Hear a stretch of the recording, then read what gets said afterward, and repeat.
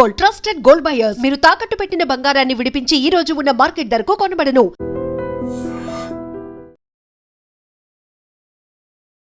నమస్తే, welcome to I dream. నేను వలి. ప్రస్తుతం నాతో పాటు స్టూడియోలో ఉన్నారు మోటివేషనల్ స్పీకర్, లాంగ్వేజ్ ట్రైనర్ విజయ బంగారు గారు. మేడంతో మాట్లాడదాం. మేడం నమస్తే. నమస్తే మేడం, 2 ఏళ్ల క్రితం విజయారెడ్డి పిల్లలతో సహా చర్లపల్లి అక్కడ రైల్వే పట్టాల మీద ఆత్మహత్య చేసుకున్నటువంటి ఆ పరిస్థితి, ఆ దృశ్యం చూసిన వాళ్ళు రాష్ట్ర వ్యాప్తంగా కూడా చాలా బాధ కలిగించినటువంటి పరిస్థితి.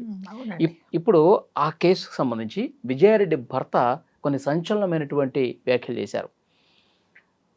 వాళ్ళ తల్లి, విజయారెడ్డి తల్లి, ఆ కుటుంబ సభ్యులు హెరాస్ చేయటం వల్లే వాళ్ళు చనిపోయి ఉంటారు. ఎందుకంటే ఇప్పుడు నన్ను హెరాస్ చేస్తూ ఉన్నారు, ఈ ఆస్తి అంతా ఎవరికి ఇస్తావు ఏంటి, నీకు ఎవరు లేరు కదా, దిక్కుముక్కు ఎవరు లేరు కదా అని చెప్పి ఆస్తి గురించి ఇప్పుడు నన్ను హెరాస్ చేస్తున్నారు, అంటే వాళ్ళు చనిపోవడానికి కూడా వాళ్ళే కారణం అని చెప్పి మాట్లాడుతున్న పరిస్థితి.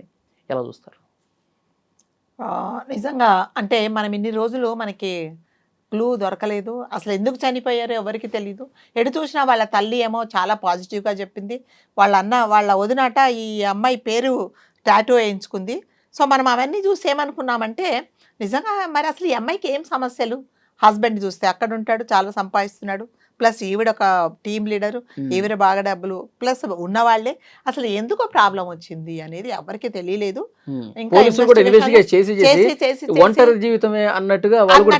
సో మనం కూడా కొన్ని చోట్ల అనుకున్నాం, సరే ఒంటరిది కదా పాపం, ఎవరు షేర్ చేసుకోవడానికి ఎవరు లేరు, అందుకని అనుకున్నాము.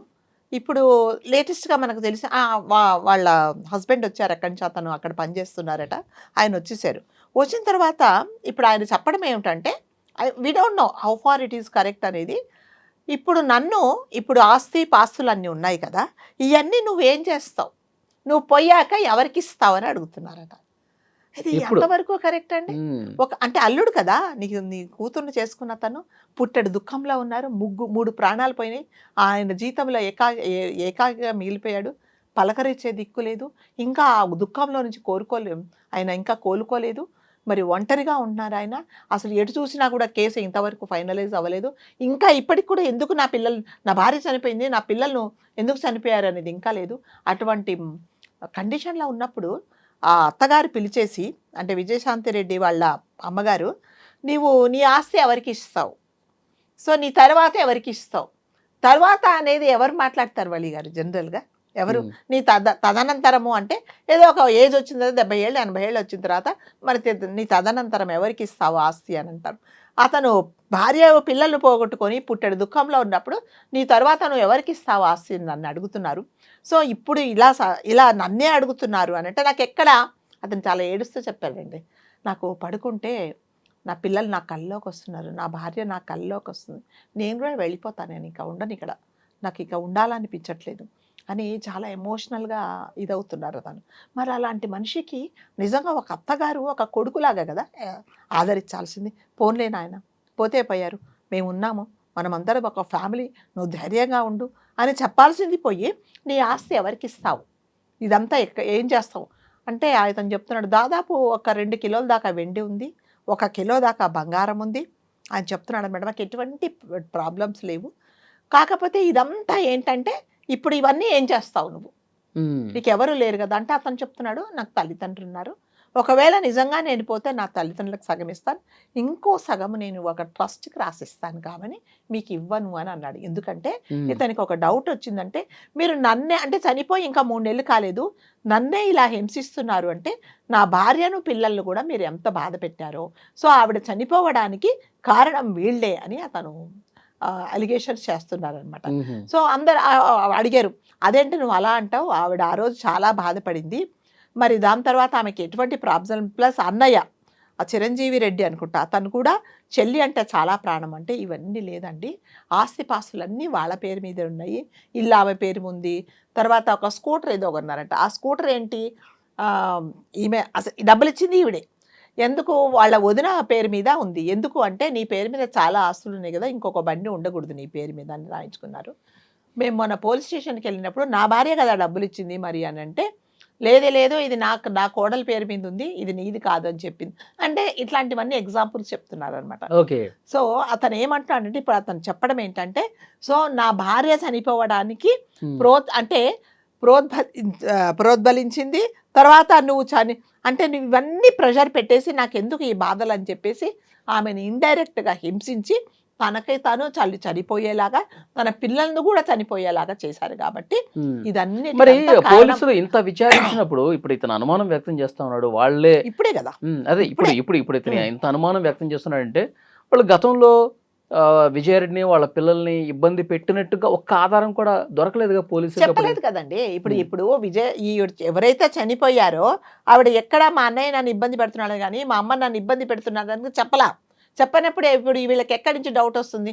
ఎంతసేపు వచ్చి మనమందరం ఏమనుకున్నా అంటే మనం కూడా వీడియోస్ చేసాము. మనం ఏమనుకున్నా అంటే ఒంటరితనం భరించలేక తన బాధలు ఎవరికి చెప్పుకోలేక ప్లస్ టీమ్ లీడర్గా చాలా వర్క్ ప్రెషర్ ఉంటుంది, అందుకని చనిపోయిందే ఏమో అనుకున్నాం. కానీ విజయారెడ్డి వీళ్ళు బయట పెట్టకపోయినా ఏదైనా ఫోన్ లో గానీ ఏదన్నా ఏదో ఒక ఆధారం ఉంటది కదా. అదేనండి, ఆధారాలు దొరకాలంటే కూడా ఇంకా వాళ్ళకి ఇంకా టైం పడుతుందేమో, ఇంకా ఇన్వెస్టిగేషన్ చేస్తున్నారేమో. ఇతను చెప్పడం ఏంటంటే నాకు చాలా బాధగా ఉంది, నేను ఎప్పుడు ఏమైపోతానో తెలియట్లేదు, లేకపోతే నేనే సరిపోతానేమో నాకు తెలియట్లేదు, కాబట్టి మీరే నాకు న్యాయం చేయాలి. సో నా ఆస్తిపాస్తులు ఒకవేళ నిజంగా మీకు ఆస్తిపాస్తులు రావాలంటే నాతో మాట్లాడాల్సింది, నేను మీకు ఇచ్చేదాన్ని, ఎందుకు నా భార్యను పిల్లల్ని పొట్టన పెట్టుకున్నారు, ఒక తల్లిగా నువ్వు చేయడం ఇది ఎంతవరకు కరెక్ట్ అని అతను అడుగుతున్నారు. కాబట్టి ఇది నిజంగానే కరెక్ట్ అయితే పోలీసులు నిజంగా ఇది కూడా ఒక పాయింట్గా తీసుకొని ఆ దిశగా ఏమన్నా ఇన్వెస్టిగేట్ చేస్తే నిజంగా అది ప్రూవ్ అవుతుందేమో కూడా మనం పోలీసులను అప్రోచ్ అయ్యే అవకాశం ఉందా మేడం? అప్రోచ్ అవుతాననే చెప్తున్నాడు అతను. నేను చెప్తాను, నన్నే ఇంత హింసిస్తున్నారు వాళ్ళు, అంటే నేను ఇప్పుడు ఎవరైనా కదండి, అల్లుడు కదా, కూతురు పోయింది, పిల్లలు పోయారు, మరి అల్లుడు అంటే ఒక రకంగా మనం ఒక కొడుకులాగా చూస్తాం.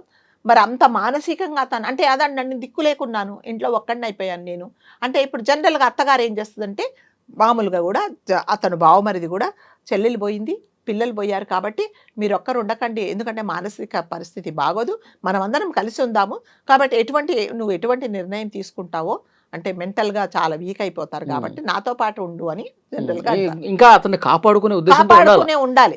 కానీ ఇప్పుడు ఏం చేస్తున్నట్టే అతను ఇండైరెక్ట్గా నువ్వు ఎప్పుడు పోతావు, మరి ఇంత డబ్బులు, ఇంత బంగారం, ఇంత వెండి, ఆవిడ వస్తువులు, ఇవన్నీ ఏం చేస్తావు నువ్వు, కాబట్టి నువ్వు మాకే ఇచ్చేసేయి అని అతన్ని హరాస్ చేస్తున్నారన్న తన అలిగేషన్. అంటే ఇప్పుడు మనం కూడా ఎందుకు దీని గురించి మాట్లాడుకుంటున్నామంటే, మామూలుగా అయితే ఇప్పుడు తల్లి అయితే మళ్ళీ చెప్తున్నాడు కొడుకు లాగా చూసి అతన్ని దగ్గరకు తీసుకోవాల్సింది. ఇప్పుడు వీళ్ళందరూ ఒక వీళ్ళు అయిపోయారు, తను ఒక్కడు ఒంటరి వాడైపోయాడు. కాబట్టి ఈ దశగా కూడా ఒకవేళ ఇన్వెస్టిగేట్ చేస్తే ఏమన్నా పాయింట్స్ దొరుకుతాయేమో, అంతే కదా. ఇప్పుడు ఇతను చెప్తున్నాడు అనమాట, ఒకవేళ నేను చనిపోతే, నువ్వు చనిపోతే ఏం చేస్తావని నన్ను అడుగుతున్నారు. ఇప్పుడు నేను చనిపోతానండి, ఎవరైనా చనిపోతారు, నిజంగా ఈ డిప్రెషన్లో చనిపోతానేమో, నా పిల్లలు నన్ను నానా వచ్చేయని పిలుస్తున్నారు అని చెప్తున్నాడు అతను. ఎంత మంచి ఉద్యోగం చేసుకుంటే నిజంగా పేషెంట్ లాగా అయిపోయాడండి, చాలా ఎమోషనల్ అయిపోయి ఏడ్చేస్తున్నాడు అతను.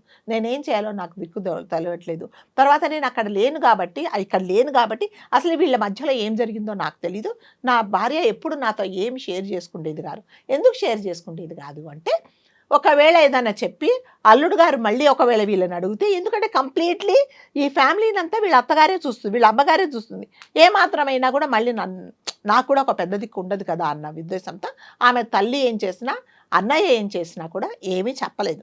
సో దానివల్ల ఏమైంది, దీన్ని బట్టి తల్లి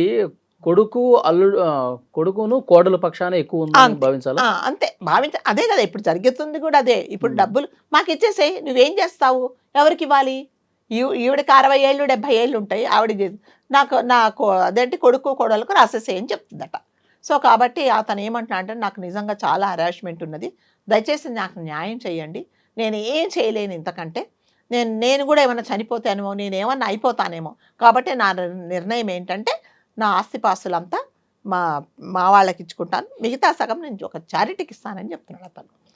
దయచేసి ఈ దిశగా కూడా ఏమైనా ఇన్వెస్టిగేట్ చేస్తే ఆమెకు న్యాయం అంటే నిజంగా మనము ఇప్పటికీ ఆ ఘటన మర్చిపోలేదండి కదా. మనము రైల్వే స్టేషన్ లో ట్రైన్ కోసం వెయిట్ చేస్తే ట్రైన్ వస్తే మన గుండెలలో దడబుడుతుంది, ఆ శబ్దం వినలేము, అలాంటిది ఎదురు పోయి 12 సంవత్సరాలు 16-17 సంవత్సరాల అబ్బాయిని ఎదురెళ్ళి ట్రైన్ ముందు నిలబెట్టి నువ్వు చనిపోయావు అంటే ఒకసారి మనకు అనుకుంటేనే చాలా భయం వేస్తుంది, అసలు బాధ కంటే భయం. మరి అలాంటిది కుటుంబం మొత్తం పోయిందంటే వీళ్ళు ఏ రకంగా ఈ అమ్మాయిని హింసించుంటారు, తను పాపం చేసుకోలేక. అందుకనే వల్లి గారు ఏదైనా సరే మనం ఎవరితోనూ షేర్ చేసుకుంటే మనకు కొంచెం బాధ తగ్గుతుంది. కాకపోతే కండిషన్ ఏంటంటే మనం షేర్ చేసుకునే వ్యక్తి మనతో మనం షేర్ చేసుకుంటే అతను నిజంగా కడుపులో పెట్టుకుంటాడా, పక్కకెళ్ళి ఇంకో కలర్ లేసి చెప్తాడా అనేది, అది మళ్ళీ మనకు మంచి వాళ్ళు దొరకడం కూడా అదృష్టం అవును అవును కదా. ఇప్పుడు ఆమెకి ఎవరు లేకపోయారు ఆఫీస్లో. అంటే జనరల్గా ఆఫీస్లో ఏంటంటే మనం హాయ్ బాయ్లోనే ఉంటాం. మన పర్సనల్ షేర్ చేసుకోవాలి, వలి గారు నాకు చెప్పాలి, నేను వలి గారికి చెప్పాలంటే we should have that intimacy. Otherwise మనం షేర్ చేసుకోలేం. మరి ఆమెకి ఎవరు లేకపోయారు. పిల్లలకు చెప్తే చిన్న పిల్లలు వాళ్ళు ఏం అర్థం చేసుకుంటారని చెప్పేసి ఆ నిర్ణయం తీసుకుందండి. కాబట్టి దయచేసి ఈమె ఒకవేళ ఇతను చెప్పింది కరెక్ట్ అయితే పోలీస్ వాళ్ళు ఈ దశగా కూడా ఏమైనా ఇన్వెస్టిగేట్ చేస్తే కనీసం వాళ్ళ ఆత్మలన్నా Yeah. శాంతపడతాయి. చూద్దాం మేడం, ఆ చూద్దాం. రకంగా విచారణ జరగాలి, జరగాలని వాస్తవాలు కోరుకుందాం. వెలుగులోకి రావాలని కోరుకుందాం. Thank you. Thank you.